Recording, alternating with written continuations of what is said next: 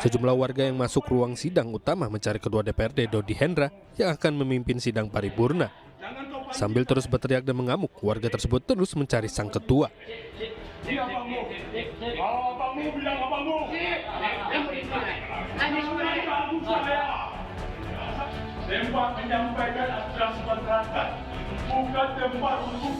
Aksi warga ini tak bisa dicegah oleh petugas Satuan Polisi Pamung Praja, sehingga suasana jelang sidang paripurna menjadi ricuh.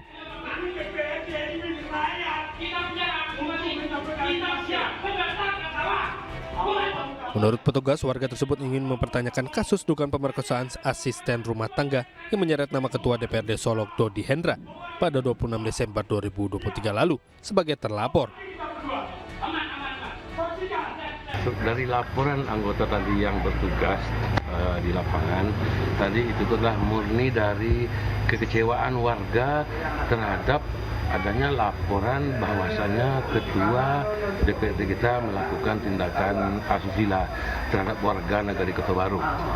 Jadi tadi bertepatan ada warga yang ingin menemui wakilnya di sana, anggota DPRD dan Ketua sendiri, dan tidak ditemui Ketua, maka emosinya meledak sehingga terjadi penggerudukan tadi oleh beberapa orang warga.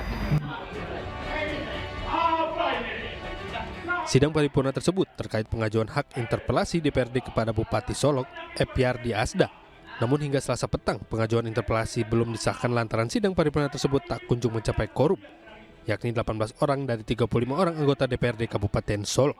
Dari Kabupaten Solok, Sumatera Barat, Budi Sunandar, iNews melaporkan. Pemirsa, 4 lapak semi permanen kawasan Cengkareng, Jakarta ludes terbakar. Api diduga berasal dari korsleting listrik.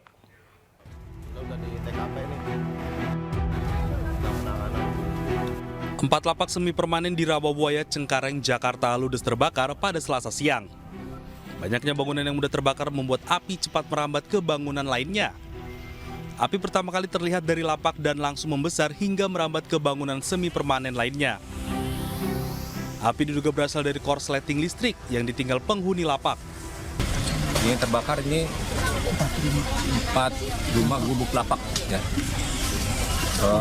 Asal api diduga dari dugaan sementara ya, korsleting listrik. Petugas pemadam kebakaran Jakarta Barat yang tiba di lokasi bahu-membahu memadamkan kobaran api. Api padam 30 menit setelah 8 unit mobil pemadam kebakaran Jakarta Barat diterjunkan ke lokasi. Tidak ada korban jiwa, namun kerugian materi ditaksir mencapai ratusan juta rupiah. Dari Jakarta, Miftahul Gani, iNews melaporkan. Api membakar ratusan kios di pasar tradisional di Blora, Jawa Tengah. Kebakaran diduga disebabkan lilin untuk menerangi salah satu kios lantaran lampu padam sejak pagi.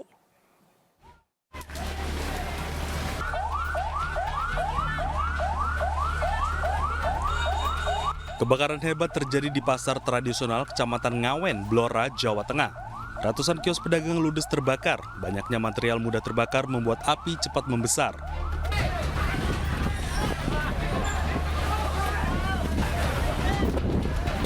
Para pedagang yang panik mencoba mengamankan dagangan yang masih bisa diselamatkan. Kebakaran diduga berasal dari lilin untuk menerangi ruangan salah satu kios lantaran lampu padam sejak Selasa pagi. Sekitar jam 1:30, Mas, api membesar. Ada suara-suara ledakan, Bu? Bala ledakan sangat keras banget, Mas. Ini aja saya sampai gemetaran. Pedagang panik, Bu, ya? Ya, panik semua.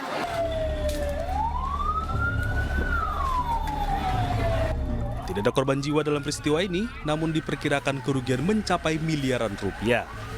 Dari Blora, Jawa Tengah, Heri Purnomo, iNews melaporkan. Kita beralih ke informasi Gunung Lewotobi laki-laki di Flores Timur, Nusa Tenggara Timur kembali erupsi. Puluhan lansia dievakuasi melalui medan terjal perbukitan dan diungsikan ke posko pengungsian bersama ribuan warga lainnya.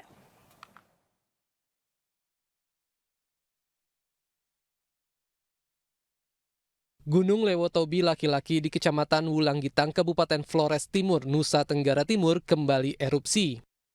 Pusat Vulkanologi dan Mitigasi Bencana Geologi meminta warga tidak beraktivitas dalam radius 3 hingga 4 km dari pusat erupsi. Adapun erupsi sudah terjadi sejak 1 Januari 2024 lalu. Tim SAR gabungan mengevakuasi puluhan warga yang terdampak erupsi. Mayoritas warga adalah lansia yang kondisi kesehatannya sudah menurun. Medan yang terjal membuat proses evakuasi tidaklah mudah. Mereka lalu dipindahkan ke posko pengungsian di Desa Boru. Melakukan evakuasi setelah menerima laporan dari Ibu Dusun Bolatang, Desa Nawakote, bahwa ada warga mereka yang jumlah 33 orang itu berada di rumah kebun. Jadi sejak terjadi erupsi di awal tahun tersebut, mereka mengungsikan diri mereka di kaki gunung di sebelah sisi sebelah timur dari Gunung Lewotobi. Kini status Gunung Lewotobi laki-laki berada di level 3 atau siaga. Sementara itu, total ada 4.788 warga yang mengungsi akibat peningkatan aktivitas Gunung Lewotobi laki-laki. Dari Flores Timur, Nusa Tenggara Timur, Joni Nura, iNews melaporkan. Hujan deras yang mengguyur Kabupaten Bandung Barat dalam beberapa hari terakhir menyebabkan bencana longsor merusak sejumlah rumah warga dan badan jalan di Desa Sumur Bandung. 1 rumah jebol akibat longsor tebing.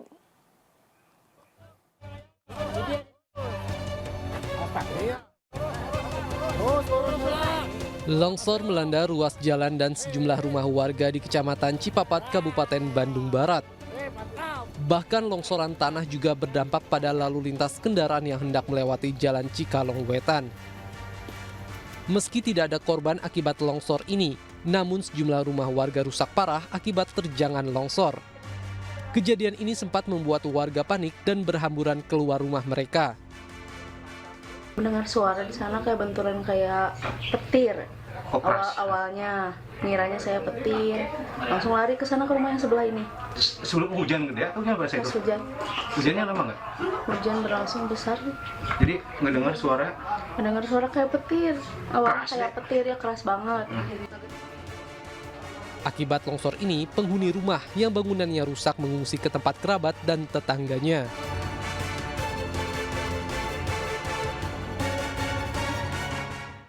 Puluhan rumah di Purwakarta, Jawa Barat rusak akibat diterjang banjir lumpur. Banjir terjadi akibat hujan deras yang terjadi terus-menerus.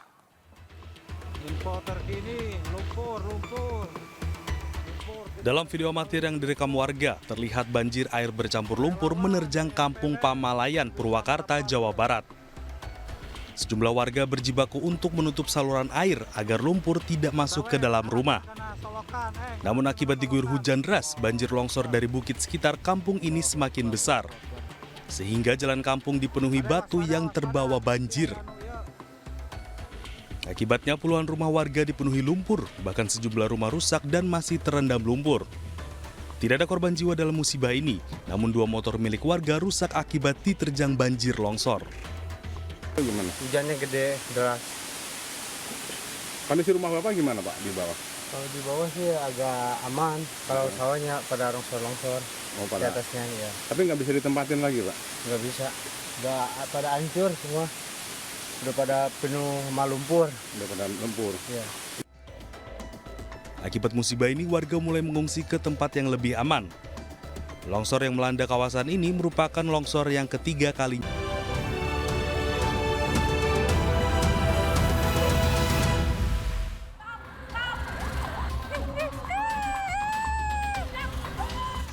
Aksi kejar-kejaran sebuah minibus dengan mobil patroli polisi viral di media sosial. Aksi ini terjadi di jalur Pantura Dr. Cipto Mangunkusumo, Kota Tegal.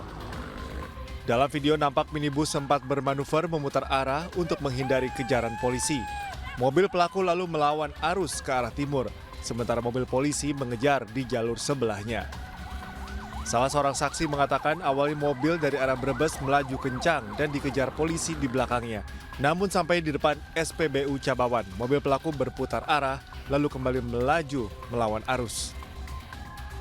Aksi kejar-kejaran kembali terjadi di Jalan Kampung Desa Sidapurna, Kecamatan Dukuh Turi, Kabupaten Tegal. Arah sini ke putar ke pom bensin, muter-muter, terus kali lagi ke arah barat lagi. Di sana udah cepet banget, di sini udah ngelemparin dari kayu balok, warga juga kali, terus balik lagi muter lagi ke arah Usai dikejar, minibus diketahui berhenti di Jalingkut, Kota Tegal. Sementara pelaku kabur dengan menceburkan diri dan berenang ke sungai.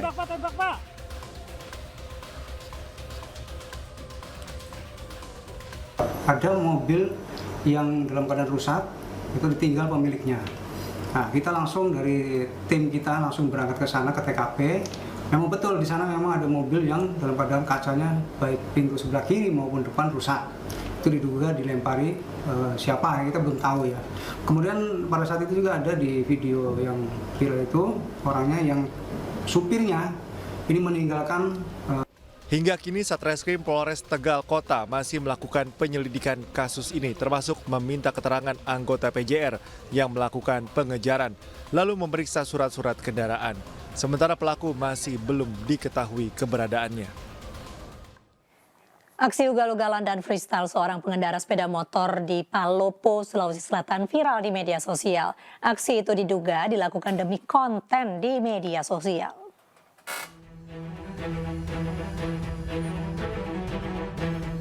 Aksi ugal-ugalan dan freestyle seorang pengendara sepeda motor di Kota Palopo, Sulawesi Selatan viral di media sosial.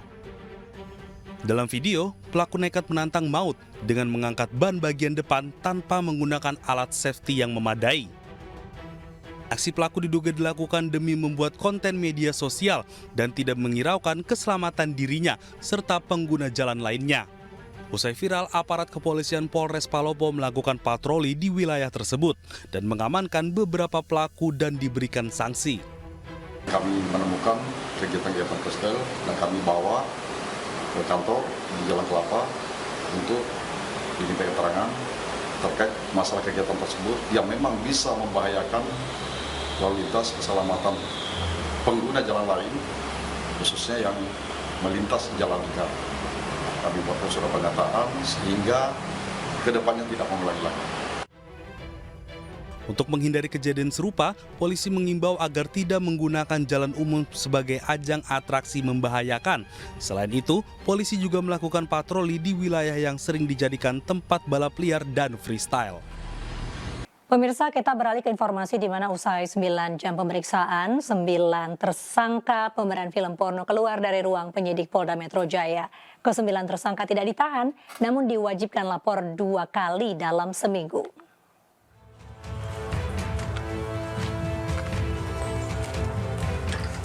Satu persatu, 9 dari 11 tersangka pemeran film porno yang diproduksi di Jakarta Selatan keluar dari gedung Ditreskrimsus Polda Metro Jaya malam kemarin. Mereka adalah Firly Virginia, Melly Trijipi, Fatra Ardianata, Caca Novita, dan beberapa tersangka lainnya diperiksa perdana sebagai tersangka kurang lebih 9 jam. Dan penyidik memilih tidak menahan dan mewajibkan lapor 2 kali dalam seminggu. Imbas kasus ini, sejumlah tersangka mengaku banyak kehilangan pekerjaan atas penetapannya sebagai tersangka. Banyak kehilangan kerjaan nggak sih? Ya lumayan sih ngaruh sama pekerjaan karena kan pengaruh ke berat juga ya. Jadi ya begitu. Tadi ditanyain soal apa ya, Mbak? Masih seputar yang sama. Oke, terima kasih. Setelah jadi tersangka gimana Mbak tanggapannya, Mbak? Setelah jadi tersangka? Ya mau gimana lagi, ya udah aja. Kaget nggak, Mbak? Ya kaget sih kaget. Kaget. Agak kecewa gak dengan status tersangka ini? Ya kecewa pastilah. Agak kecewa. Oke, terima kasih ya. Berarti ada penangguhan penahanan ya? Iya. Oke. Ya. Dalam pemeriksaannya kali ini, 2 orang pemeran Siskae dan 1 pemeran pria mangkir dalam panggilan. Dari Jakarta, Helmi Sajangbati, iNews melaporkan. Pemirsa, calon presiden nomor urut 1 Anies Baswedan dilaporkan ke Bawaslu lantaran dituding menghina calon presiden nomor urut 2 Prabowo Subianto saat debat Pilpres ketiga. Informasinya usai jeda.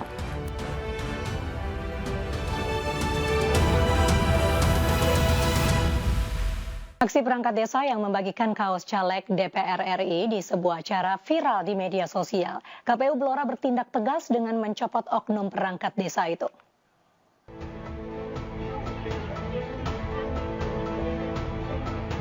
Video seorang perangkat desa yang membagikan kaos caleg di sebuah acara viral di media sosial.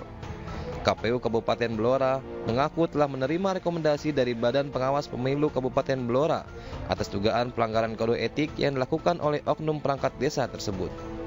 Perangkat desa bernama Susilo ini diduga dengan sengaja terlibat membagikan kaos salah satu caleg DPR RI di suatu acara. Akibatnya, KPU Kabupaten Blora telah memberhentikan Susilo sebagai anggota sekretariat PPS di Desa Japah, Blora. Pada tanggal 2 Januari 2024 dan pada hari itu juga pada tanggal 2 Januari 2024 kami dari Kabupaten Blora sudah memberhentikan Susilo sebagai sekretaris PPS di Kecamatan Japah. Sementara itu, Bawaslu telah merekomendasikan 2 pelanggaran yang dilakukan Susilo, yakni melanggar kode etik dan pelanggaran hukum lainnya. Dari Blora, Jawa Tengah, Heri Purnomo, Anius melaporkan. Pemirsa, Prabowo Subianto menyindir Anies Baswedan soal lahan 340.000 hektar miliknya yang disinggung dalam debat ketiga Pilpres 2024. Narasi yang dilontarkan Anies Baswedan ke Prabowo Subianto dianggap terlalu personal. Bapak Prabowo Subianto untuk menjawab pertanyaan dari Bapak Anies, waktu Bapak 2 menit. Saling serang terhadap personal dinilai mewarnai debat ketiga Capres 2024. Banyak pihak menilai narasi yang dilontarkan Anies Baswedan ke Prabowo Subianto menyentil personal Prabowo dan keluar dari konteks tema debat. Hal itu berbuntut panjang. Hingga kini Prabowo Subianto masih jengkel soal lahan 340.000 hektar yang disinggung Anies dalam debat ketiga Pilpres 2024 yang digelar hari Minggu 7 Januari lalu. Prabowo menyinggung hal tersebut dalam sambutannya di sebuah acara yang digelar di Riau. Meski tidak menyebut nama seseorang yang dimaksud Prabowo, namun diduga Prabowo masih marah pada Anies Baswedan yang dalam debat mempertanyakan jumlah tanah miliknya. Saudara-saudara, ada pula yang nyinggung-nyinggung. Punya tanah berapa, punya tanah ini gitu.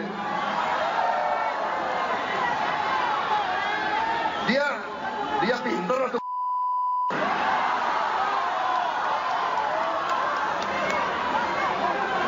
dia ngerti nggak ada HGU, hak guna usaha, hak guna bangunan, hak pakai, iya kan? Itu tanah negara, saudara. Tanah rakyat, tanah bangsa. Daripada dikuasai orang asing, lebih baik Prabowo yang mengelola. Tapi manakala pemerintah memerlukan saya, segera menyerahkan. Sebelumnya Anies Baswedan menyinggung kepemilikan lahan milik Prabowo saat debat ketiga Capres hari Minggu lalu. Anies membandingkan jumlah lahan yang dimiliki Prabowo dengan rumah dinas milik prajurit TNI dan Polri. Sebelum saya menjawab pertanyaan itu, saya mengklarifikasi tadi data yang meleset. Maaf Pak Prabowo, angkanya terlalu kecil. Bukan 320 hektar, tapi 340.000 hektar. Saya klarifikasi. Anies menilai kepemilikan lahan Prabowo adalah sebuah ironi di saat masih banyak prajurit TNI tidak memiliki tempat tinggal dan upah rendah. Tim Liputan, iNews melaporkan. Sementara itu Anies Baswedan dilaporkan ke Bawaslu oleh Pendekar Hukum Pemilu Bersih terkait pernyataannya saat debat Capres ketiga. Anies dituding telah memfitnah Prabowo Subianto soal kepemilikan tanah seluas 340.000 hektar.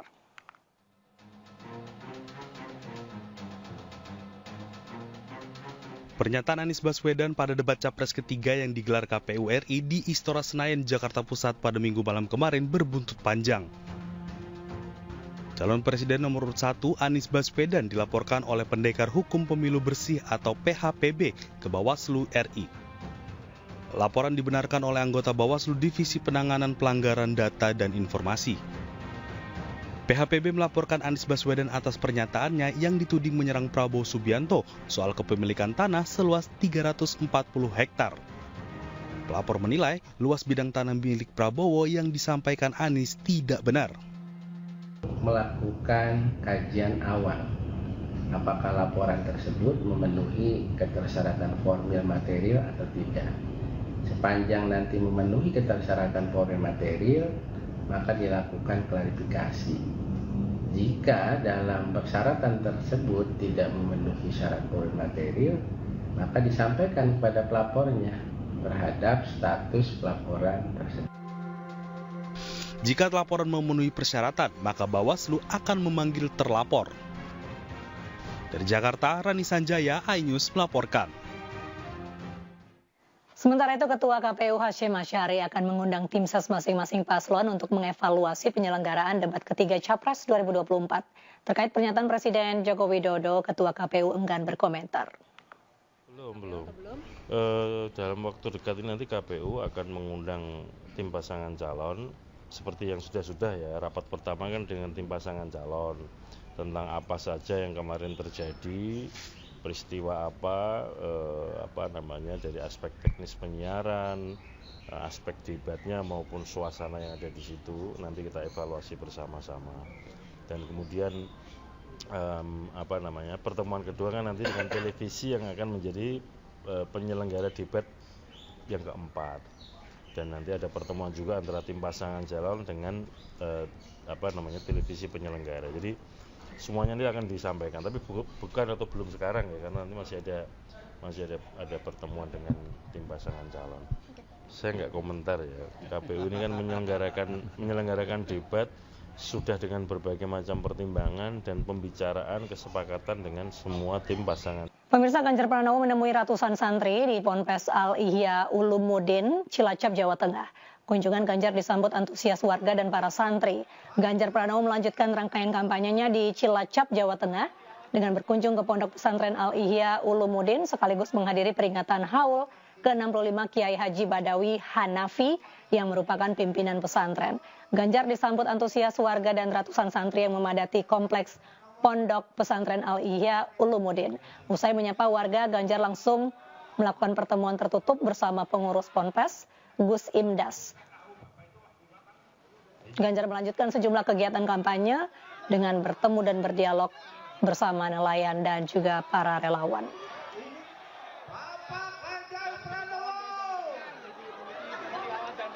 Ketua Umum DPP Partai Perindo Haritanu Sudibyo bersama mantan Ketua Umum PBNU Kiai Haji Said Akil Siraj berkesempatan mengunjungi area wisata kuliner Simpang 5 di Semarang, Jawa Tengah. HT mencicipi makanan khas Semarang yakni nasi ayam gusami di kawasan yang ramai dengan pengunjung.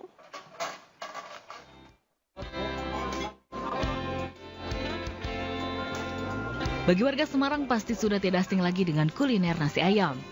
Ya, ini adalah nasi ayam gusami yang berlokasi di salah satu pojok kaki lima di Simpang 5. Selain memiliki cita rasa lezat dan harganya yang murah, makanan khas kota The Port of Java ini selalu dipadati pengunjung dan wisatawan lokal hingga rela antri. Ketua Umum DPP Partai Perindo Haritanu Sudibyo dan Ketua Umum PBNU periode 2010-2015 dan 2015-2020 Kiai Haji Said Akil Siraj beserta rombongan juga menyempatkan berkunjung dan menikmati langsung nasi ayam ini. Saya makan nasi ayam, kalau di Jakarta, di Surabaya nasi liwet, mungkin di Solo nasi liwet juga. Murahnya luar biasa. Luar biasa, dapat ayamnya 2 ayam kampung, 2 potong, ada telurnya separuh dan nasinya, terus ada banyak lagi sayurnya tadi, hanya Rp20.000. Luar biasa, makanya laris sekali di sini. Pak Kiai Said tidak salah ngajak ke sini. Enak, rasa enak, banyaknya pas, dan murahnya luar biasa. Jadi harus dipromosikan Simpang 5 Semarang. Usai santap malam, Ketua Umum DPP Partai Perindo Haritanu Sudibyo beserta rombongan juga dikejutkan dengan musisi jalanan yang menyanyikan Mars Partai Perindo.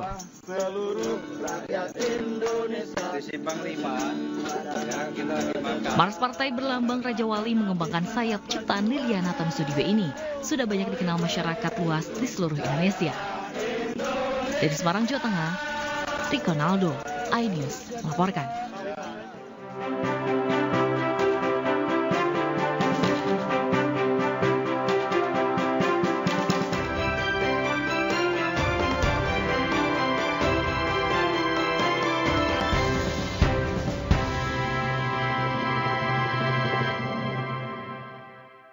Sebuah video memperlihatkan seorang ibu dan anak yang tengah berjalan mengungsi dari wilayah utara jalur Gaza ditembak pasukan